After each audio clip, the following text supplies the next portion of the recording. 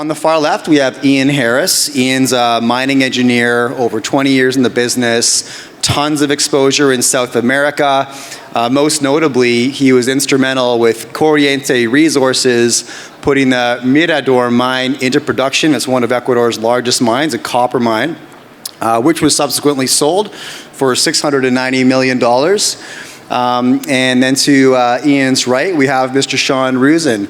Among many things, Sean founded Osisko Mining. He discovered, developed, and put into production the Canadian Malartic mine, which is one of Canada's largest gold mines. That company was sold for $3.9 billion in 2014.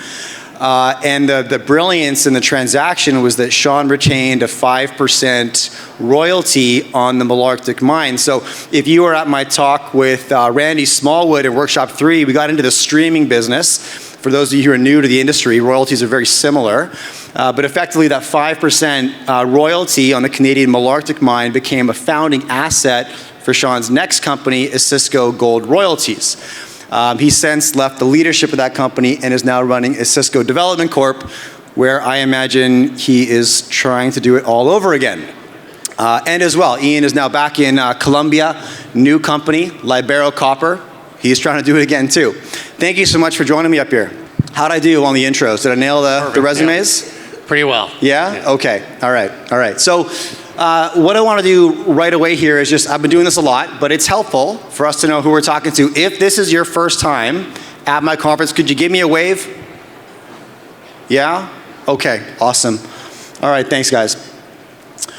All right, so first question, we're just going to start high level, and I'll just put it to the panel and let you guys take it. The number one reason that you see mines become almost great, projects that look economic, the market believes in them, but they stumble before ever getting first pour. And maybe Sean, I'll put it to you, what jumps out at you as the sort of number 1, 2, 3 red flags that you've seen in your career?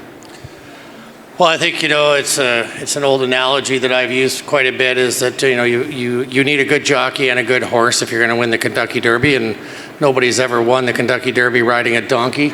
So you got to get the project right, and if you're a good jockey, you should have a good horse.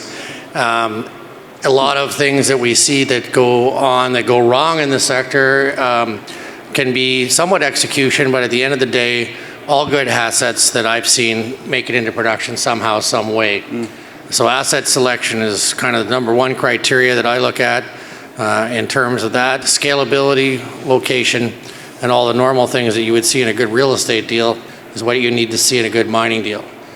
So effectively, even great rocks, great geology can be poorly managed, right, by poor people. Great people should get the job done, and they eventually do on those deposits that are economic.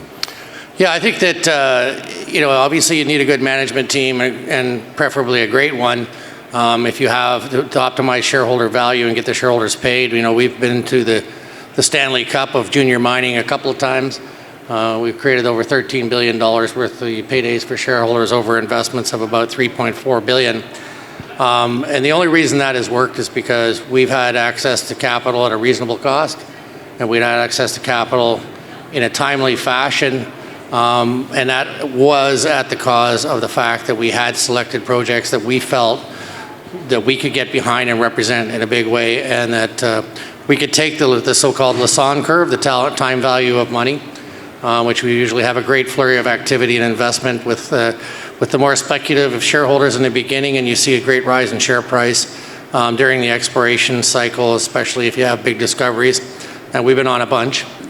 We've got over 160 million ounces of discovery, so I do like the excitement of the discovery, but then the real work begins when you have to do the drill out, you have to create the feasibility, you have to go to the permitting cycle, and then you have to go into the construction phase, and then you have to go into the ramp up, and that's a long piece of trough.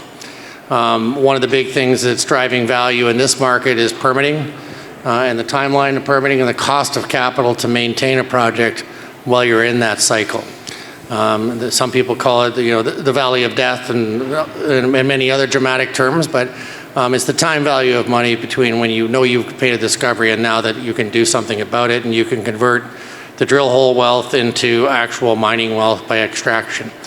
And that process is where most of the people in this room can make their money, I think, is coming either into the exploration end of it, or if you're in the trough, looking at the things that are climbing out of the trough and going through the value building process of permitting, mine building, and on into production. And we've seen the producers, as was discussed at many panels today, have been taking off. The developers less so, and the exploration companies are still getting some respect. We saw a few things that have gone 3-bagger, 4-bagger on discovery here in the last 2 or 3 years. So that part of the cycle is still working.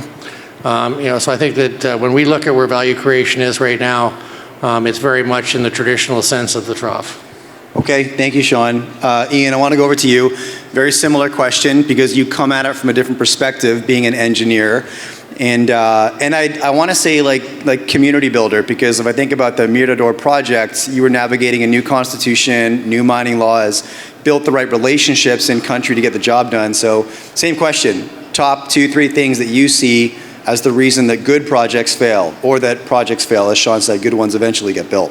Well, looking back at the time of Ecuador, I do think I went into Ecuador as a mining engineer and left with a completely different criteria, where it was grade and strip ratios and recoveries and environmental issues and how do you manage those from a technical perspective, and left with a completely different perspective, dealing with the new mining law, dealing with national protests, dealing with a new constitution, dealing with a prohibition of mining that was supposed to be 6 months, ended up being 18 months, but we still got a project across the finish line. And I have an adage, I say, environmental problems don't kill projects, people do, right? It's just the spear that you get stabbed with. It's the excuse when they don't like you of what is used to stop a project. And so one of the things that really saved Mirador was the strong support of the local community, not because they liked the project, not because they liked us, not because they supported us, which I think is the wrong question, but because they felt part of the project, they felt it was their project, and they were actually defending what they felt was their own. So I've kind of used that formula. Obviously, it always starts with an amazing asset, and I would agree, if it's got a good asset, there's a solution to the other problems, but I call it a triangle of local strength, national reputation, and it drives political will. At the end of the day, it's a political will normally that makes the end decision of yes or no. And that is normally driven off of whether or not it wins or loses votes. I know I have a very South American focus, but I think that same lesson applies throughout the planet. And that means not waiting until you're in the permitting stage to start building that up, right? The purpose that we're here is to build mines. And so between a discovery and a mine can be 18 years. So building that pathway is best building it in day one. Mm-hmm. And again, at the local level, it's beyond just if they support you or not. It's building up a true feeling of ownership towards a project that normally is what carries projects across the finish line, or ends up killing them at the end, very close to the end. And that's the problem too, is over 18 years, politicians can be very fickle. We go from one president to the next, or prime minister, or governor, or whatever, and they change, etc. So if one of those in the meantime thinks it will gain them votes to go against you, they will end up normally going against you. So having that political will sustainable over an extended period of time is, I think, and I'm talking about larger scale projects, right, you can't be below the radar. They're national building projects, Mirador, or Cobre Panama, which is a major percentage of the GDP, which Ernie Massa, director of Libero, was part of, right? They don't go under the radar. So you have to be building that over an extended period of time. And that's what really gets things across the finish line. That is the last little oomph, together with the technical component, that gets things done. Can I ask you guys about geopolitical risk? Because it's talked about a lot this year, actually more than ever. And there's 2 perspectives that I've heard, so I'll share both with you. The first is that the world is more fractured and uncertain than it's ever been. There's a bit more hostility, and so therefore investors are smart to stick to stable jurisdictions, i.e. developed countries. Now, the counterpoint to that would be that it's just different political risk in developed countries. The political risk in developed countries is that your project gets locked in permitting over regulation and never sees the light of day. The political risk in the unstable, less developed country is that maybe you get permitted and you get to production and then you find a new nationalization bill on your doorstep, right? So how would you weigh those two, and do you think that assessment's got any accuracy? I'll start with you, Sean. Yeah, certainly. I spent 1987 to 2000 in West Africa. I went through 5 civil wars, 4 coups d'etats. I consider that to be pure political risk. I ended up building Canadian Malartic, which is Canada's largest or second largest gold mine in northern Quebec, and had to move a town, and a lot of people said that we would never get that permitted because there was a town there. So that was the geopolitical risk of that. Yeah. And most recently, just received the permit to build the Caribou Gold Mine here in British Columbia. I partnered with Lataco Dene, Williams Lake, and the Zatzal Nation. A lot of people said that BC carries a lot of political risk in terms of the environmental movement here and the complications that come with the evolution of some of the First Nations agreements that are under negotiation with the government as well. So I've been in all types of geopolitical discussions. I got to give a shout out to the BC government. They issued the permit in November for the Caribou Gold Project in 4.8 years. Now the average, as was said, is it's about 15 years.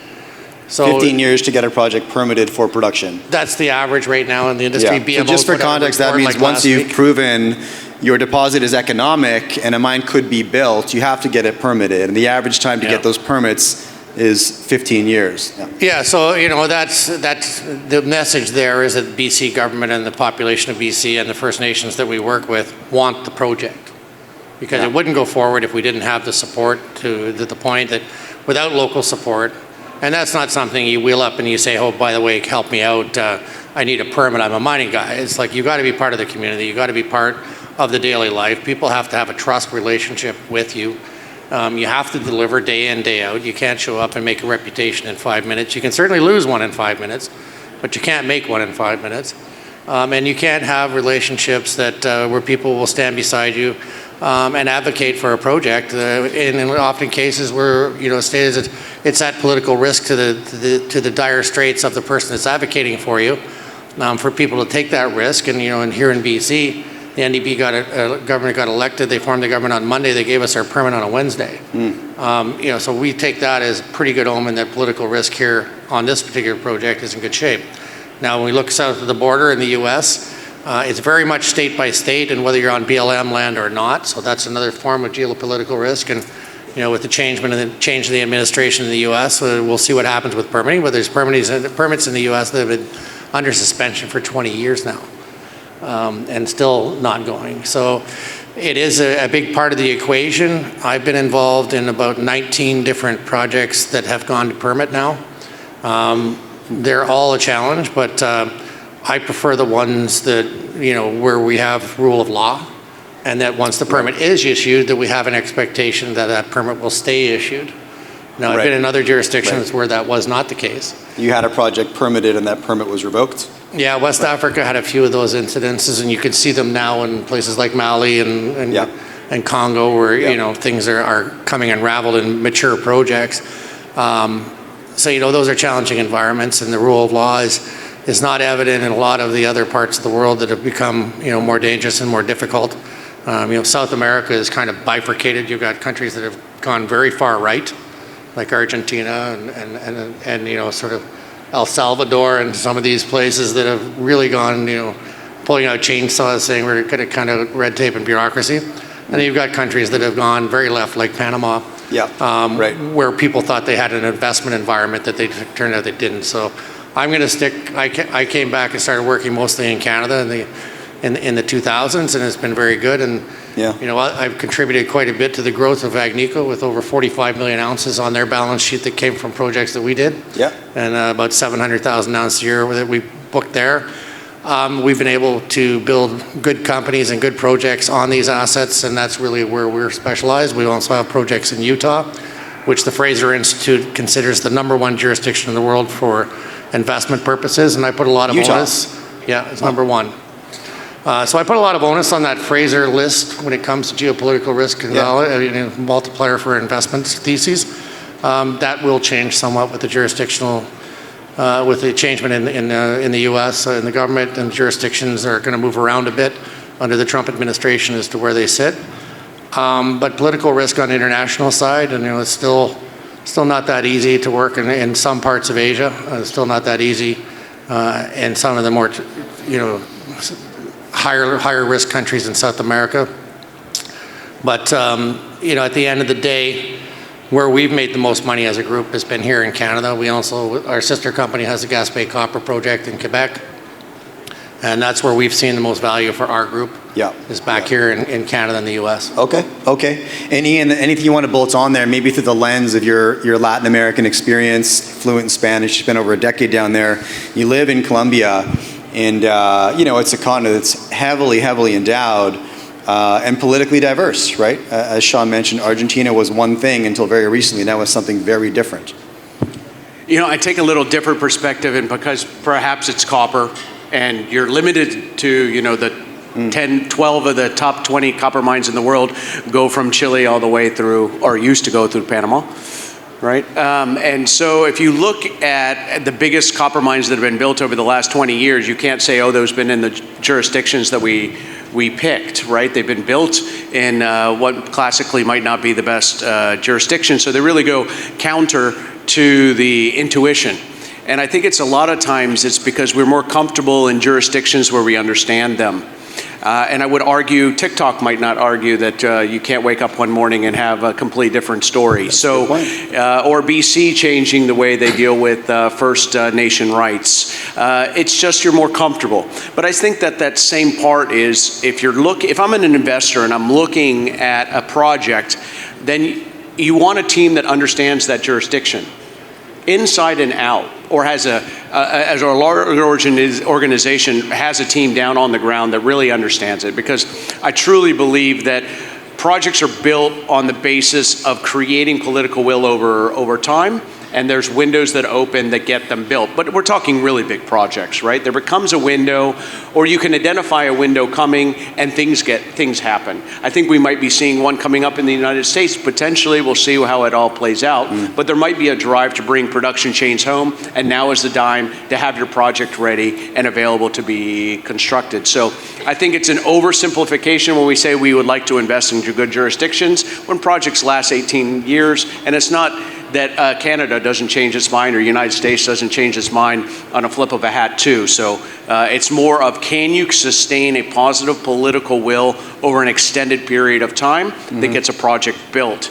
And that's done, and looking at post-discovery, post-resource, that's something that has to be built over an extended period of time. And sometimes it's lost. I would argue sometimes maybe Panama wasn't because it shifted left, but maybe because that political will was lost in the country that was set up previously, that got it built and was lost and forgot and not valued over time. You'll notice that both of these gentlemen kept on coming back to the people, right? Over everything else, good people will manage political risk. Good people will raise the capital. Good people will find the good geology. That was the theme yesterday too, right? We had a panel up here saying, is cash the most important resource in the resource business? And it was yes, except for the people, right?